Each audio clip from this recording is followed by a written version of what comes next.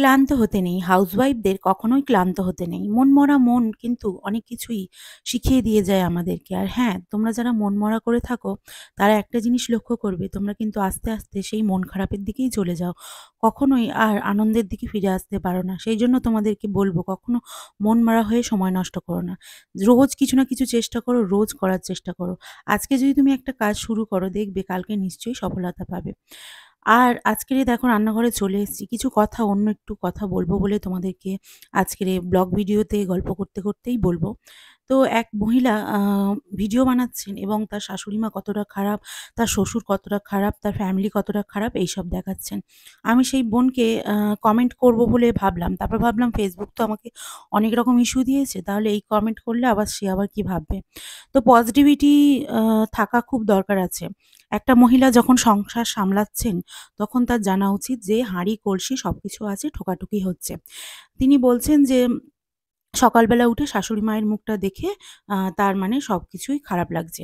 মানে ভালো লাগছে না। যে কাজ করেননি বলে উল্টোপাল্টা মানে বলবেন বা কিছু এরকম শাশুড়ি মায়ের মুখ ভার হয়ে আছে, এরকম বলতে চাইছেন। তো আমি একটা কথা বলতে চাই, বোন, তোমার যদি সমস্যা হয়, তুমি হেল্পিং হ্যান্ড কাকিমা রাখো, কিংবা তোমার যদি সত্যিই সেরকম সমস্যা হয়, তাহলে তোমরা একে অপরের সাথে মিটমাট করে নাও।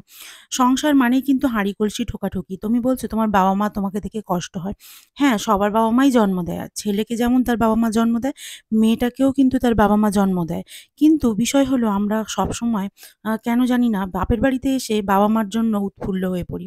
অনেক বাবা-মা কিন্তু এটা গ্রাহ্য করেন না। আমার বাবা-মা কিন্তু তেমনই। কখনোই কিন্তু ওনাদের কাছে আমার আমার ইম্পোর্টেন্সিটা থাকলেও, মেয়েকে তারা ভালোবাসলেও শ্বশুরঘর করার জন্য কিন্তু একটা তারা বলে পাঠান যে, "যতই বাধা বিপত্তি যাই আসুক না কেন, তোমাকে কিন্তু একটু ধৈর্য ধরতে হবে।" বিষয়টা এটা। আমি যদি সবসময় বলি, "না, আমার ভালো লাগছে না, আমি বাপের বাড়ি চলে যাবো বা আমি কোথাও চলে যাবো।" তুমি যদি এক জায়গায় না ভালো করে থাকতে পারো, একটা সংসার যদি না ভালো করে করতে পারো, তোমার কি গ্যারান্টি আছে তুমি আরেকজনকে বিয়ে করে সেই সংসারটা ভালো করে গুছিয়ে নিতে পারবে? বা তুমি এক জায়গায় একটা সংসারের কাজ করতে পারছো না, ভালো লাগছে না বলে তুমি জীবনটা আবারও একটা মানে খাতার পাতা বদলানোর মতন আবারও অন্য একটা চ্যাপ্টারে চলে যাবে। বিষয়টা সেটা না। বিষয়টা হলো একটাই কথা, এর মধ্যা কথা। সেটা হলো যে তুমি সব জায়গাতেই নিজেকে মানিয়ে নেওয়ার চেষ্টা করো। যদি তুমি তোমার ভুলগুলোকে ধরতে পারো, যদি তুমি তোমার মধ্যে সেই চেঞ্জেস গুলো আনতে পারো যে আমার এই ভুল আছে, আমার এই সমস্যা আছে, আমাকে এগুলো পরিবর্তন করা দরকার আছে। তাহলে এত ডিভোর্স, এত ঝামেলা, এত ঝঞ্ঝাট, এত মানুষের এত সমস্যা হতো না। তোমাদেরকে একটাই কথা বলবো, মানে আমার মতন মহিলাদেরকে, হাউসওয়াইফদেরকে, যাদের মনে হচ্ছে আজকে সংসার ভালো লাগছে, কালকে ভালো লাগছে না, তাদেরকে বলবো একটু ধৈর্য ধরো। ধৈর্য না ধরলে কিছু হবে না। হ্যাঁ, তোমার বাবা-মা তোমার কষ্ট দেখে কষ্ট পাচ্ছেন বটে। কিন্তু বিশ্বাস করো, এটা কিন্তু ভালো নয়, এটা কিন্তু ঠিক না।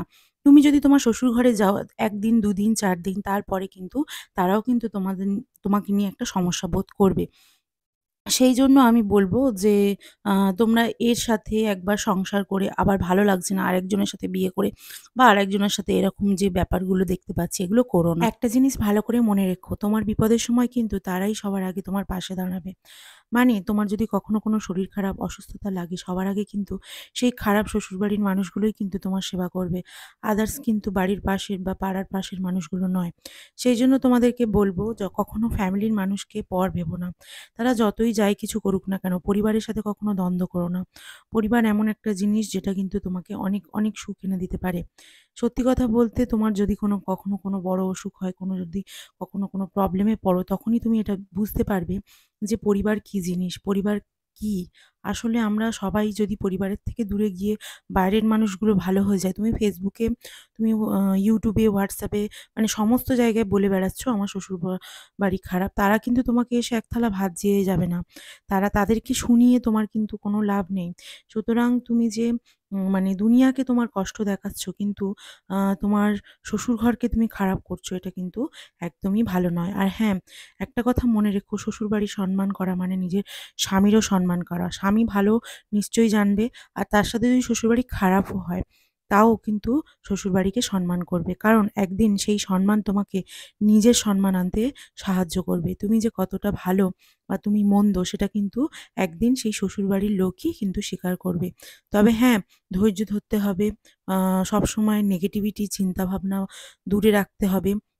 এক জায়গা থেকে আরেক জায়গায় যাওয়ার ইচ্ছা চলে মানে সবসময় বাপের বাড়ি যাওয়া, সবসময় ঘুরতে যাওয়া এগুলো কিন্তু কখনোই একটা সংসারের নীতি নয়। এবার অনেকে আমাকে বলতে পারেন খারাপ, আমার অনেক কথাবার্তা খারাপ। তো অনেকেই বলেন, "দাদা, দিদিভাই তোমরা যে একসাথে সংসার করছো, এই করছো, তাই করছো মানে তোমাদের ভালো লাগে।" তাদের উদ্দেশ্যেই বলছি কথাটা যে একসাথে থাকতে গেলে কিন্তু সবকিছু মানিয়ে নিয়ে চলতে হয়।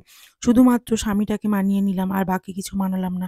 এটা চলে না। ফ্যামিলি কিন্তু একটা অসাধারণ জিনিস। যারা ফ্যামিলি বোঝে তারা কিন্তু ফ্যামিলিতে থাকতে জানে এবং ফ্যামিলির মানুষের কদর জানে।